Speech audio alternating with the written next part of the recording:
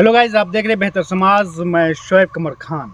2022 चुनावी बिगल फूका जा चुका है। लोगों के मुद्दों की बात हो रही है। अलग अलग पार्टियां अपनी जाति समीकरण बनाने में लगी हैं। वो अपने शर्तों और मुद्दों के साथ दूसरे पार्टियों के साथ अलायंस करती हुई नजर आ रही हैं। लेकिन एक बहुत बड़े लोकतांत्रिक देश में 5 राज्यों में चुनाव है, लेकिन पांचों राज्य से उस देश की एक बहुत बड़ी आबादी गायब है। उत्तर प्रदेश में 2% जो जातियां हैं उनके मुद्दों की बात होती है, उनकी समस्याओं की बात होती है, उनकी तकलीफ़ और परेशानियों की बात होती है। लेकिन 20% जो मुसलमान उत्तर प्रदेश में है उसकी बात कोई नहीं करता। अगर वो गलती से किसी पार्टी के मंच पर पहुंच भी जाता है तो उसे धक्का देकर उतार दिया जाता है। धक्का देने की वजह ये होती है कि कहीं उसे इस पार्टी से टिकट ना देना पड़े, क्योंकि वो दावेदारी अपनी ठोक चुका होता है। इस लोकतांत्रिक देश में एक समाज बिल्कुल खुद को तनहा महसूस कर रहा है। ना उसके पास अपना मुद्दा है, ना अपनी बातें हैं और ना अपने अधिकार के बारे में वो बात करना चाहता है। वो एकदम डरा हुआ है, सहमा हुआ है। बस वो खामोशी से भाजपा को हराने की बात करता है। जब उससे पूछा जाए कि फला पार्टी ने तुम्हारे साथ क्या किया, तो उसका जवाब होता है भाजपा से कम जालिम है। जालिम महज जालिम होता है, ना कम होता है, ना ज़्यादा होता है। लेकिन वो समाज इस तरीके से डरा दिया गया है कि ना वो तो अपने मुद्दों की बात कर रहा है, बल्कि वो ये कहता हुआ नज़र आ रहा है कि जो कम हम पर जुल्म किया है हम उसके साथ हैं। शायद इसी डर का फ़ायदा उठा रही हैं बाकी पार्टियां, इसलिए उसके मुद्दों की बात नहीं कर रही हैं, उसके एजेंडे की बात नहीं कर रही हैं, उसकी भागीदारी और हिस्सेदारी की बात नहीं कर रही हैं। उसे टिकट कितना % मिलना चाहिए इसकी भी बात अभी किसी ने तय नहीं की है। बस उसे मंच से धक्का देकर उतार दिया जाता है और उसे बार बार जलील किया जाता है। उसी समाज के अगर मुद्दों की बात की जाए तो उसके यहाँ मुद्दे भरे पड़े हैं। समाज की आवाज़ बनने की कोशिश करता है, उस पर हो रहे जुल्म के खिलाफ बोलने की कोशिश करता है, उसे NSA और UAPA के तहत जेल में भर दिया जाता है। कि समाज में जो राजनीति में बैठे हुए लोग हैं, MLA और MPs हैं, वो खामोश बैठ जाते हैं। शायद उनको उनका मुफाद खामोश कर देता है, इसलिए वो बोल नहीं पाते। आज जो मंच से ढकेले जा रहे हैं वो इसी तरीके से हमारे ऊपर हो रहे जुल्म के खिलाफ वो खामोश हो जाते थे। आज उनके साथ जब जुल्म हो रहा है तो उनके साथ खड़ी होने के बजाय सोशल मीडिया पर वो लोग मज़े लेते हुए नज़र आ रहे हैं, क्योंकि जब वो बिलकते थे तब ये लोग खामोश होते थे। जब आज ये बिलक रहे हैं तो जनता इनका मजाक उड़ाने के लिए माहिर हो चुकी है। लेकिन क्या वाकई में हमारी बात किसी पार्टी तक नहीं पहुँच पाती है? क्या वाकई में हमारे पास कोई मुद्दे नहीं हैं? अगर कोई ये कहे कि मुसलमानों के पास कोई मुद्दा नहीं है तो आप समझ लीजिएगा वो मक्कारी कर रहा है, झूठ बोल रहा है। क्योंकि 1947 से लेकर आज तक मुसलमानों के पास मुद्दे इकट्ठा सिर्फ हुए हैं, उनके मुद्दों को हल नहीं किया गया है। अगर उन मुद्दों पर गौर करेंगे तो पता ये चलेगा, दलित जो साक्षरता में मुसलमान से पीछे था, लेकिन आज मुसलमान दलितों से पीछे जा चुका है।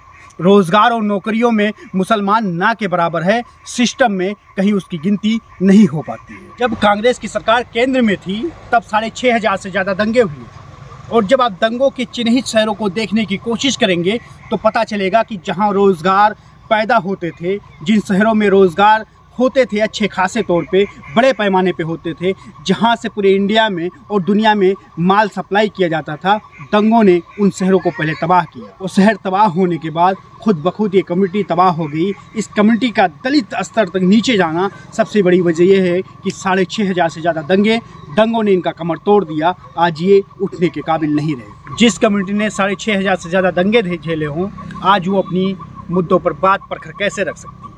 वो डरी हुई होगी ना, उसे डराया गया है, सदियों से डराया गया है। उसके डर का अंदाजा आप इस स्तर तक लगा सकते हैं कि आज वो जालिम बड़े जालिम को छोड़कर छोटे जालिम के साथ होने के लिए तैयार है। लेकिन आज भी इस कम्युनिटी में आवाज़ उठाने वाले लोग हैं, वो चंद हैं, कम हैं, लेकिन आवाज़ वो उठाते रहते हैं। बिना डरे, निडरता के साथ, बेबाकी के साथ अपनी मुद्दों की बात करते हैं, अपने मुद्दों को रखने वाले हैं।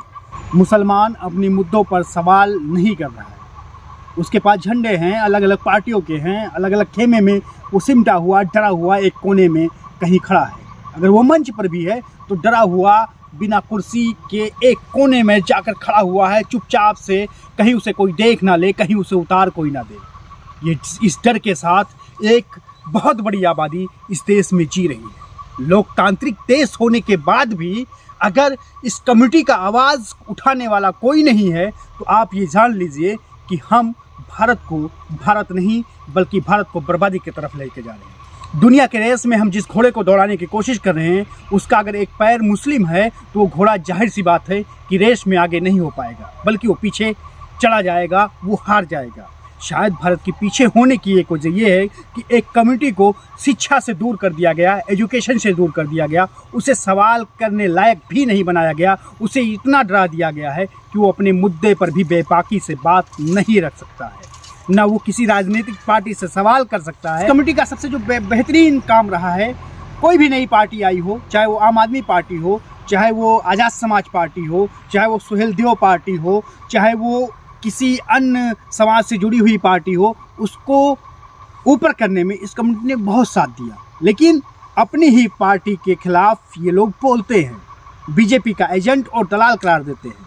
मैं ये नहीं कहता कि आप किस पार्टी को वोट करें, लेकिन ज़रूरी है अगर कोई आपके मुद्दे की बात कर रहा है, आपके अधिकार की बात कर रहा है, आपने कभी उसे वोट नहीं दिया, आपने कभी उसे वोट नहीं दिया, आपने कभी उसकी बात तक नहीं सुनी, फिर भी आपने उसको दलाल कह दिया। अगर आप वोट दीजिए वो आपका काम ना करे तो समझ में आता कि उसने दलाली की, दूसरे के साथ वो मिल गया।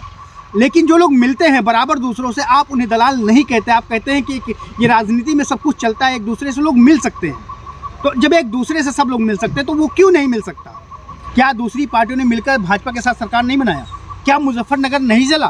क्या हासिमपुरा में लोगों का कत्लेआम नहीं हुआ? अगर हुआ है तो आप उन्हें क्यों जालिम नहीं कहते? आप कम और ज़्यादा कहाँ से ले आते? चलिए दलाल है, छोटा है, बड़ा है, इसमें क्यों नहीं फ़र्क समझ पाते? इसमें फ़र्क क्यों नहीं करते कि ये छोटा दलाल है, ये बड़ा दलाल है, हम छोटे दलाल के साथ जाएंगे, बड़े दलाल के साथ नहीं जाएंगे। तो आप छोटे दलाल के साथ जाइए ना, लेकिन आपको नहीं जाना है। आपको इस तरीके से भ्रमित कर दिया गया, डरा दिया गया कि आप डरे हुए हैं, अपने मुद्दों पे बात भी नहीं कर पा रहे। तो सवाल कैसे करेंगे कि अगर ये मेरा भाई है, ये दलाल है, तो आप साबित करके दिखाइए। वो साबित नहीं कर पाएंगे। उन्होंने कहा दलाल है, आप डरे हुए हैं, इसलिए आपने उनके साथ हाँ में हाँ मिलाने के लिए दलाल कह दिया। लेकिन जब आप बिस्तर पर लेटते हैं, आराम से सोने की कोशिश करते हैं, और जब उस भाई की तस्वीर आपके जहन में घूमती है, तब आपको लगता है कि नहीं यार, मेरा भाई दलाल नहीं है। आप ये बात मानते हैं, लेकिन जब आपके हाथ में झंडा होता है तब आपका वही भाई दलाल हो जाता है। ये समझ में नहीं आया। इमरान प्रतापगढ़ी जब शायर थे तो बहुत अच्छे लीडरों में असदुद्दीन ओवैसी को जोड़ते थे, लेकिन जैसे राजनेता बने उन्होंने असदुद्दीन ओवैसी को दलाल की श्रेणी में डाल दिया। ये चीज़ होती है कि आप जब राजनीतिक होते हैं तब आप उसको दलाल समझते हैं, जब आप गैर राजनीतिक होते हैं तो आप उसको अपना लीडर समझते हैं। हमें ये फ़र्क समझनी चाहिए, इस फ़र्क पे हमें बात करनी चाहिए। दोस्तों जागरूक बनिए, अपने इस मुद्दों पर सवाल करिए। आप जहाँ भी हैं, जिस पार्टी में हैं, जिस अपने मुद्दों पर सवाल करिए, ताकि आपकी कम्युनिटी आगे बढ़ सके। जब तक आपकी कम्युनिटी आगे नहीं बढ़ेगी, आप आगे नहीं बढ़ पाएंगे। हम उस वक्त तक जिंदा होते हैं जब तक कौम जिंदा होती है। अगर कौम ही ख़त्म हो गई तो हम जिंदा नहीं रह पाएंगे।